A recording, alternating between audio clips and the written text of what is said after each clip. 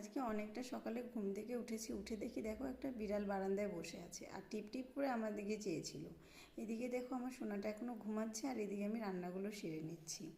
আর সোনার বাবা বাড়িতে নেই, তাই ও আমার জন্য মাশরুম এনে দিয়ে গেছে। আমি খুবই ভালোবাসি মাশরুম, তাই ও মাশরুম এনে দিয়ে গেছে। আর এটাকে বলা হয় কান মাশরুম, ছাতু, এখানে অনেক কিছুই বলে, যাই হোক আমরা কান মাশরুমই বলি।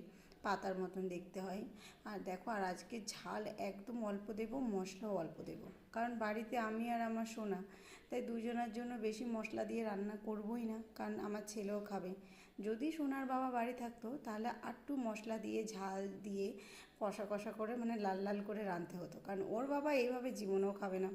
আর আমার চলে যায় কি বলো তো, আমি নিজের জন্য এক্সট্রা কোনো কিছু রাঁধতে ইচ্ছা করে না যখন ওর বাবা বাড়ি থাকে না। আর এদিকে আমার স্নান টান হয়ে গেছে, খাওয়া দাওয়া কমপ্লিট। তাই ছেলেটা ঘুমাচ্ছে যখন, তাই ভাবলাম যে ফ্রিজটা পরিষ্কার করি। আর ওর বাবা ফ্রিজের মানে উপরে দুনিয়ার রাজ্যের যত যা কিছু আছে সব এই ফ্রিজের উপরে রেখে দেয়।